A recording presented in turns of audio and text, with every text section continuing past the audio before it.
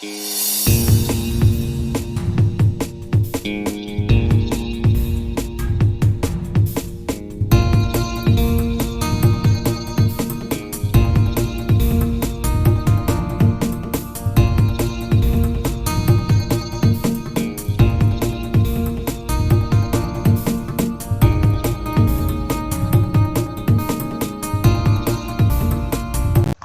everyone. The topic of this session is expressions and type of expressions.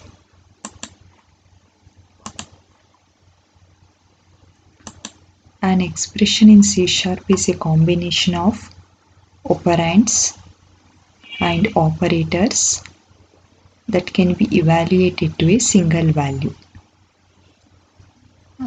As you have learnt in the class of arithmetic operators, we have learned how to frame an expression by making a combination of operands and operators. A simple statement like x plus 2 or y equal to x plus 2, these kind of examples forms a statement, and each and every statement ends with a semicolon. Even if you declare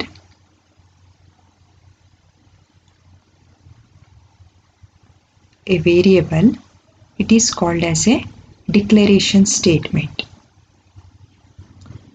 If you write a formula for adding the values stored in the variables a and b, and for adding those two numbers or for adding the values stored inside those two variables a and b, and you try to store the result in another variable called c, you frame an expression called c equal to a plus b, which becomes a formula for your program for the addition of two numbers.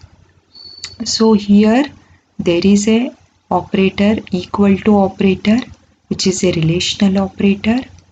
There is a plus operator, which is a arithmetic operator, and you have three variables or the operands like a, b and c. The combination of all these things is creating an expression.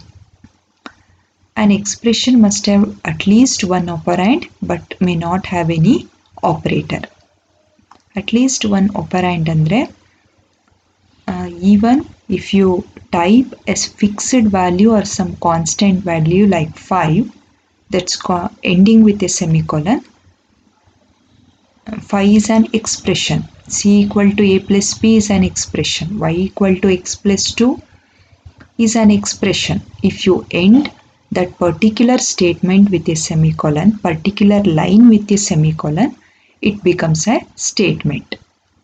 As I told before, even if you declare a variable, like you are going to declare a variable a with the data type byte and initialize some value, end it with semicolon, it's called an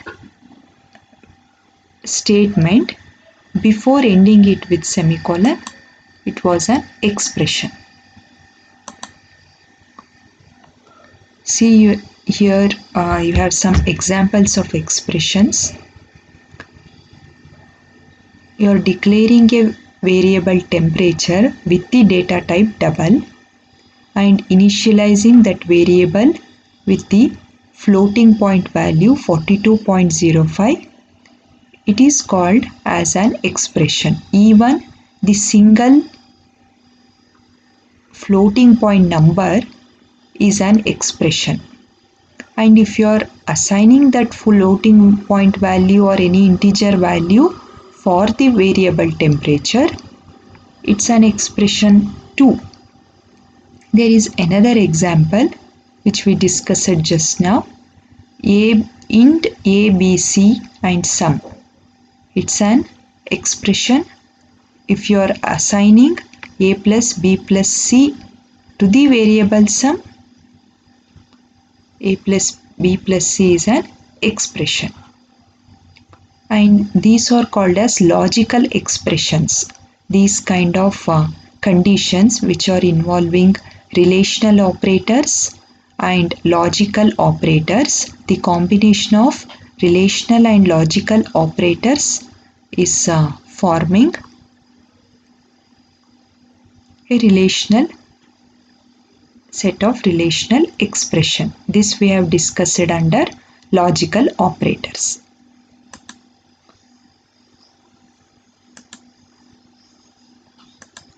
Then coming to C# statements, a statement is a basic unit of execution of a program. A program consists of multiple statements. For example, this is a declaration statement. Int is a data type, age is a variable, and 21 is the value stored inside the variable age. There are two major kinds of statements. There are different kinds of statements. In this you have declaration and expression statement. We have seen the declaration statement already. Here are some more examples of declaration statement. You are declaring the ch variable with the data type char. Here you are declaring the variable max value and declaring it with data type int and initializing it with the value 55.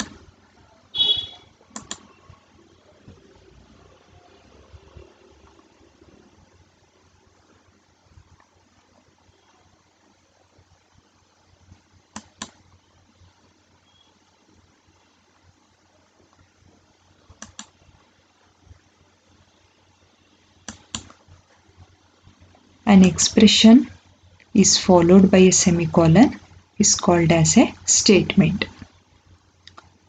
This we just briefly discussed just now. Next, moving on to types of statements. The actions that a program takes are expressed in statements.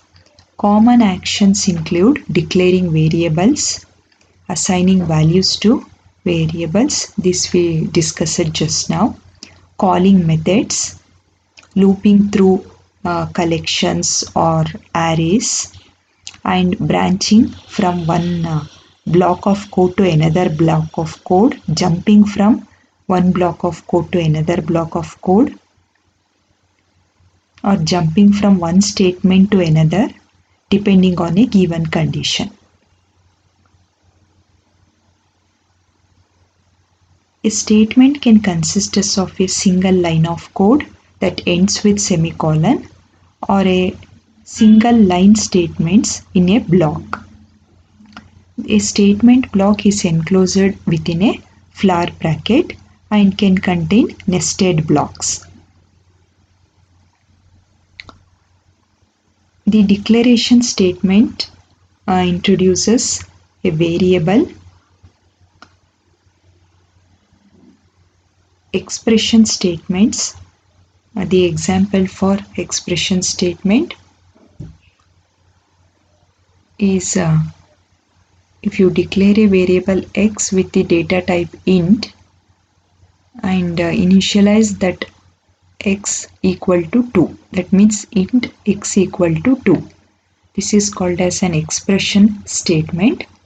This is also considered as a declaration statement. And another example would be like sum equal to a plus b plus c. That is an expression statement. The statement that calculates a value must store the value in a variable. Such kind of statements are expression statements. Next, moving on to empty statement. It consists of a single semicolon. It does nothing and can be used in places where a statement is required but no action needs to be performed. Even in a for loop, for example, in an infinite for loop, you type the keyword for, open the bracket, put two semicolons, there will be execution of infinite for loop.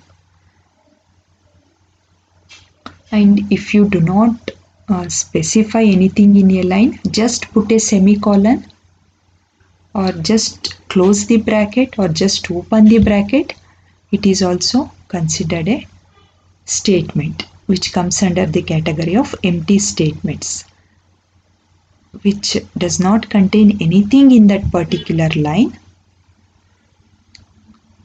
but there is one operator or a special symbol that is existing in a line. Next,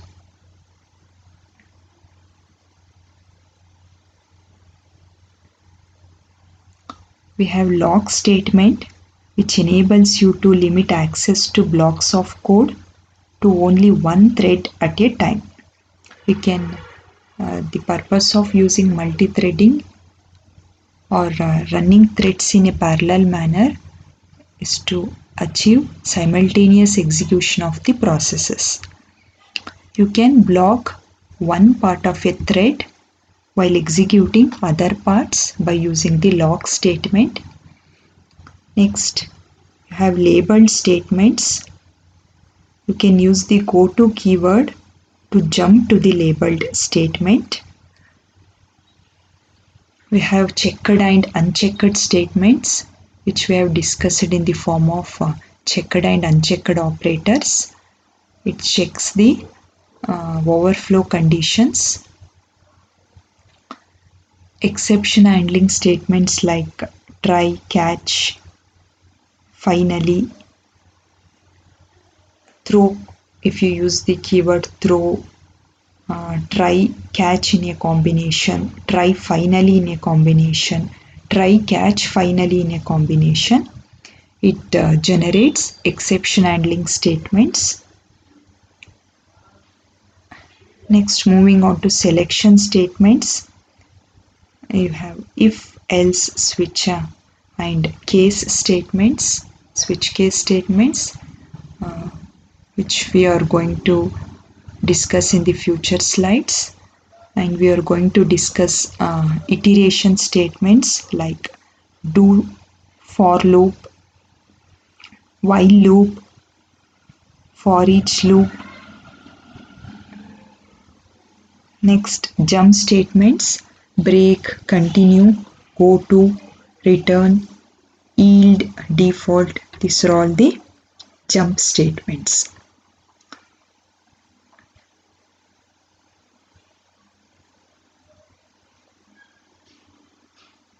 Which we are going to discuss in the future sessions.